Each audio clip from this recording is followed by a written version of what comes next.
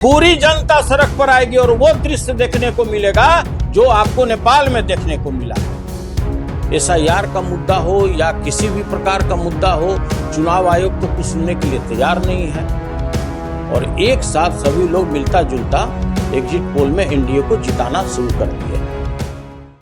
विपक्ष कौन है? हम तो कल पक्ष में हैं, हम विपक्ष नहीं है। हमारे पास मेजॉरिटी है, लोगों ने हमको वोट दिया है। आप अच्छी तरह से जानते हैं कि जो 72 लाख नए लोगों ने अपना मताधिकार का प्रयोग किया है, क्या इसी भ्रष्टाचारी सरकार को बचाने के लिए किया है? जिसके छोटे छोटे पदाधिकारी के यहाँ करोड़ों करोड़ रुपया मिला, उसको बचाने के लिए किया है? क्या उसको बचाने के लिए उन्होंने मताधिकार का प्रयोग किया है कि जिस तरह किसानों का शोषण और दोहन हो रहा है, क्या उसको बचाने के लिए लोगों ने वोट किया है कि जो किसी भी ब्लॉक में चले जाइए, किसी भी थाना में चले जाइए, किसी भी अनुमंडल में चले जाइए, मृत्यु प्रमाण पत्र लेने के लिए भी रिश्वत देना पड़ता है? क्या लोगों ने इसके लिए वोट किया है बढ़ करके? आज तक बिहार का सारा रिकॉर्ड टूट चुका है। 69% वोट पोल हुआ है और यह वोट जो पोल हुआ है ये बदलाव के लिए हुआ है, इस भ्रष्टाचारी सरकार से निजात पाने के लिए हुआ है और तेजस्वी यादव जी को मुख्यमंत्री बनाने के लिए हुआ है। चुनाव की बात की जाए, इस समय रिजल्ट आ रहा था, 4 घंटे जो है सर्वर स्लो रहा और उसके बाद रिजल्ट कुछ ऐसा है। अगर इस तरह की स्थिति होती है तो क्या महागठबंधन सड़क पर उतर जाएगा? महागठबंधन नहीं, पूरी आम पब्लिक रोड पे उतर जाएगी। जो कुकृत आपने वर्ष 2020 में किया कि 4-4 घंटा आपने काउंटिंग रोकवा दिया, 4-4 घंटा किसी को बारे में किसी को कुछ पता नहीं था, वो काम अगर इस बार होगा तो या तो मेरा उम्मीदवार बाहर आएगा या वो जो रिटर्निंग अफसर होगा वो बाहर आएगा। मैं आपको चेतावनी देना चाहता हूँ, पूरी जनता सड़क पर आएगी और वो दृश्य देखने को मिलेगा जो आपको नेपाल में देखने को मिला है। और पूरी जनता इस चीज से आशंकित है कि ये बेईमान लोग, जिस चुनाव आयोग के बारे में साख पर उसका बट्टा लग चुका है, जितने रिटर्निंग अफसर हैं, किस तरह से उनकी पोस्टिंग की गई है, तो यह पूरी जनता आशंकित है कि कहीं न कहीं आप बेईमानी कीजिएगा तो आपको भी नेपाल का दृश्य यहाँ पर देखने को मिलेगा। पूरी तरह जो लोग अच्छी तरह से जानते हैं कि बिहार का जो बिहार विधानसभा का जो निर्वाचन होना था वो 2 चरण में होना था। एक 6 तारीख को हुआ और दूसरे 11 तारीख को हुआ।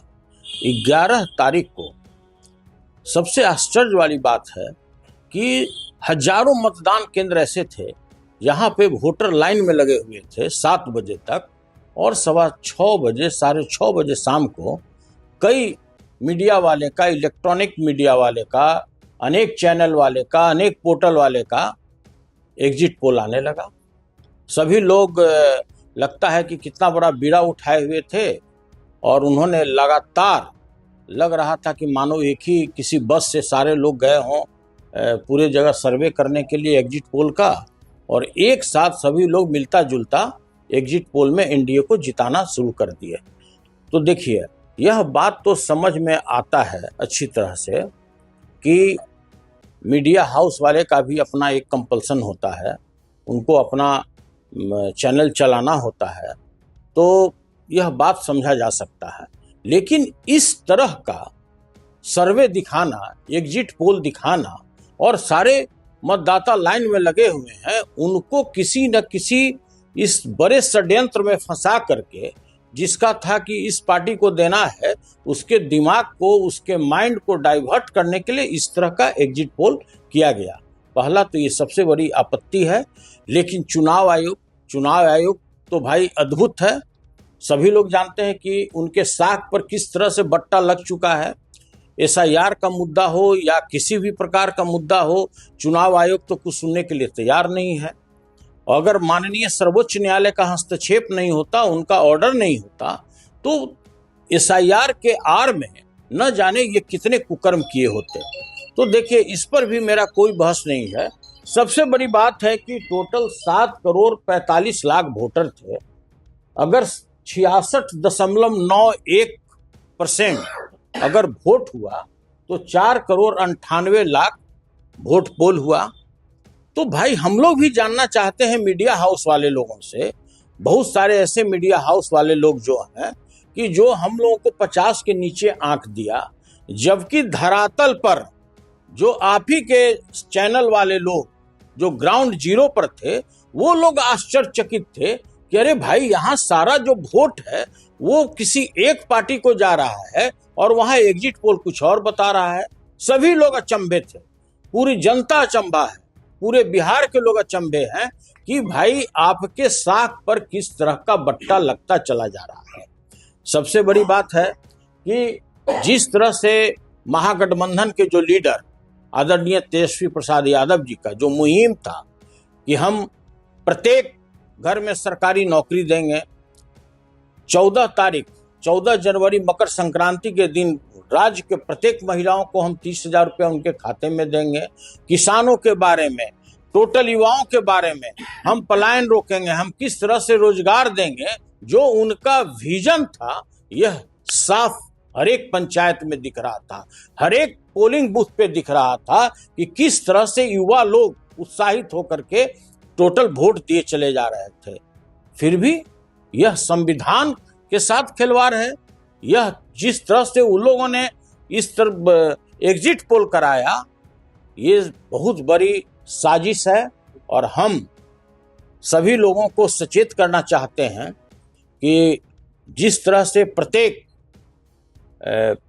काउंटिंग के दिन षड्यंत्र रचा जा रहा है कि कुछ न कुछ गड़बड़ी करेंगे ईवीएम में, तो हम सभी लोगों को सचेत कर देना चाहते हैं। आप पदाधिकारी हैं या जिसके कहने पर आप कार्य कर रहे हैं, तो आपको सचेत हो जाना चाहिए कि बिहार की जनता जागरूक हो चुकी है। आप इसको नेपाल नहीं बनाइए, आप इसको बांग्लादेश नहीं बनाइए, आप इसको श्रीलंका नहीं बनाइए। अगर आप वर्ष 2020 की तरह जिसने आपने गड़बड़ी किया, नालंदा जिले में जिस तरह से हिलसा में मेरे कैंडिडेट को हराया गया, जिस तरह से गोपालगंज में भोरे के कैंडिडेट को हराया गया, अगर आप इस तरह की कोई भी तरह का आप गड़बड़ी करते हैं तो आपको साफ पता लगेगा कि या मेरा उम्मीदवार बाहर आएगा या वो पदाधिकारी रिटर्निंग अफसर काउंटिंग स्थल से बाहर आएगा।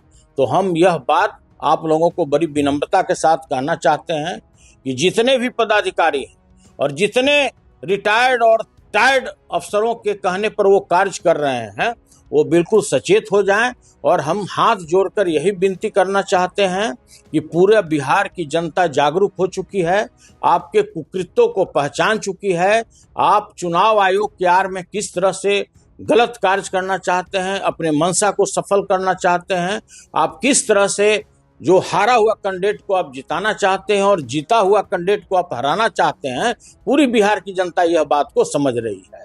और जिस तरह से हम लोगों के पक्ष में जो वोट पोल हुआ है, जो चाहे पलायन की बात हो, रोजगार की बात हो, किसानों की बात हो, और हमारे लीडर ने जिस तरह का राज्य में पूरा मुहिम चलाया है, वो अद्भुत है और वो साफ सभी पोलिंग बूथ पर देखने को मिला है।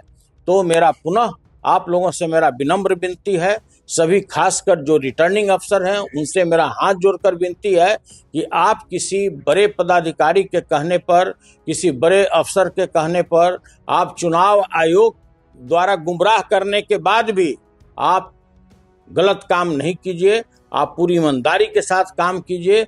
नहीं तो वो दृश्य आपको बिहार में कल देखने को मिलेगा जो जिसकी परिकल्पना कोई राज्य सरकार, कोई व्यक्ति, कोई पदाधिकारी नहीं कर सकता है।